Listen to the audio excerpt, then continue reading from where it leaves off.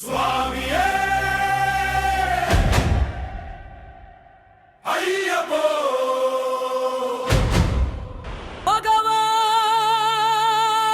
பகவான் சரணம்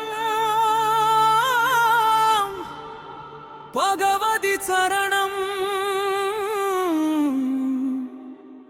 பகவான் சரணம் சரணம் சரணம் ஐயப்பா பகவதி சரணம் பகவான் சரணம் சரணம் சரணம் ஐயப்பா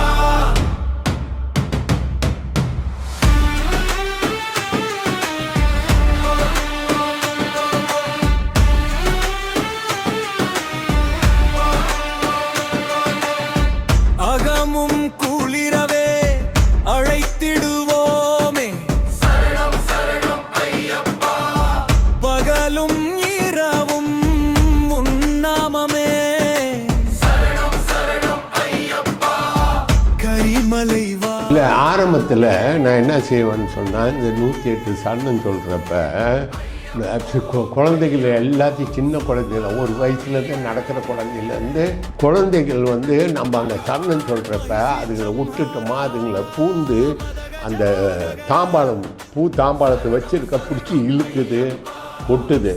அதனால் என்ன செஞ்சேன்னா எல்லாத்தையும் கூப்பிட்டு நான் உட்காந்து சரணம் சொல்லிகிட்டு இருப்பேன்.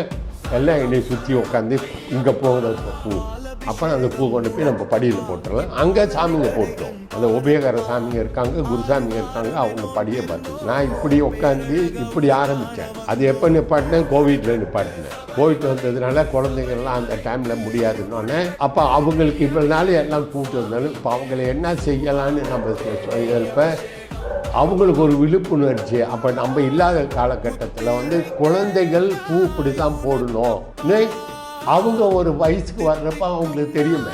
அப்போ அந்த விதிமுறையை நம்ம கொண்டு வரோம். அப்போ அவங்க அந்த மைண்ட் செட்டிங் தான். அப்போ நம்ம என்ன சொல்கிறோம், அந்த மைண்ட் தான். அப்போ அவங்க அந்த பூ இப்படி போட்டால் தான் இல்லைன்னா ஏசுவோன்னு தெரியும். ஜோதி தான் நான் ஆரம்பத்தில் சொன்னேன். ஜோதி அந்த ஜோதி வந்து நம்ம கற்பூரம் வந்து நம்ம அமைக்க மாட்டோம். ஒரு வாட்டி ஏற்றின கற்பூரம் வந்து பூஜை முடிகிறவங்களுக்கு அந்த கற்பூரம் எரியும். அப்போ அதுக்கு ஒரு குழந்தைய நிப்பாட்டுறோம். அப்போ அந்த குழந்தை வந்து எப்படி அது எக்ஸ்பீரியன்ஸ் எனக்கு வந்துச்சுன்னா என்னோடய மக தான். நான் கன்னிசாமியை போடுறப்ப நாங்கள் கொஞ்சம் சாமிங்க தான். அப்போ என் மகளை வந்து மடியில் உட்கார சொல்லிட்டு அதை போட சொல்லுவேன். அது 2.5 வயசு அதை போட சொல்லுவேன். போட்டோன்னா அது இந்த கைக்கு போவோம், கட்டுவேன், அதில் போடுவேன். அது அப்போ மைண்டில் அப்போ அந்த கற்பூரமாக அமையக்கூடாது.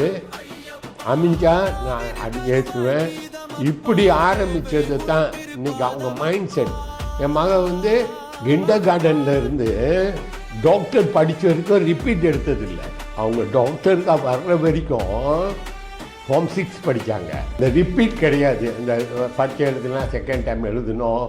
டாக்டருக்கு படித்தாலும் செமிஸ்டர் 1 ஃபெயில் அப்படின்னா அடுத்த செமிஸ்டர்லாம் கிடையாது. அப்போ அந்த மைண்ட் செட்டு நம்ம இங்கேயே உருவாக்கிட்டோமே. அவங்க துருசாக அப்படியே படிப்படியாக டப்புன்னு போயிட்டு தான். இப்போ 16 வருஷம் ஆயிடுச்சு அவங்க டாக்டர். இப்போ பிள்ளைங்க எப்படா பூஜை கிடைக்கும்னு வெயிட் பண்ணுது. அப்போ அந்த பிள்ளைங்களுக்கு எல்லாத்தையும் நமக்கு தான் இந்த வாட்டி 40 பிள்ளைங்க. அப்போ அந்த குழந்தைகளோட சந்தோஷம் நம்ம ரொம்ப முக்கியம் இல்லை. அப்போ அவங்க வேறு வழியில் போவாதுங்க. அதனால தான் இந்த வாட்டி நம்ம இப்படி ஆரம்பிச்சிருக்கேன். இப்போ ப்ளஸ் இந்த வாட்டி சரி 5A எடுக்கிறவங்களுக்கு ஒரு 300 ரிங்கிட் கொடுக்கலாம் அப்படின்னு சொல்லி வச்சு ஒரு ஷீல்டு ஒரு சர்டிஃபிகேட் இப்போ நம்ம ஐயப்பன் இயக்கத்திலிருந்து ஆரம்பிப்போம். அழைத்திடுவோமே சரணம் சரணம் ஐயப்பா பகலும் இரவும் உன்னாமமே சரணம் சரணம் ஐயப்பா கரிமலை வாசா பாப விநாசா சரணம் சரணம் ஐயப்பா விரதங்க முறையை கரெக்டாக கடைப்பிடிக்க. 48 நாள் விரதம்னா 48 நாள் கண்டிப்பாக விரதம் இருந்து சபரிமலையை நோக்கி போகணும். நிச்சயமாக அது இறைவனோட அருள் கிடைச்சா நம்மளுக்கு கிட்டும். சாமி சொல்ல வாழ்க வளமுடன், வாழ்க வளமுடன், வாழ்க சாமி.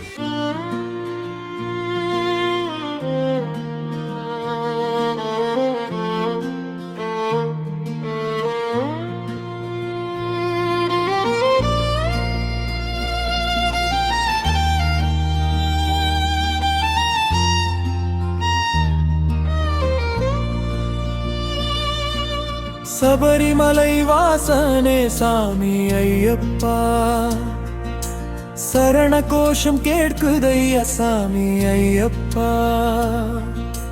கழுத்தினில் மாலையிட்டு கருப்புடை தரித்து உன் பாதம் காண வந்தோம் சாமி ஐயப்பா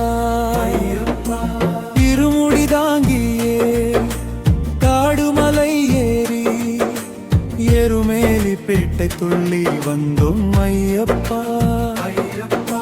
பம்பா நதிக்கரையோரம் உன்னாமம் பாடி பக்தியுடன் சரணம் சொன்னோம் சாமி ஐயப்பா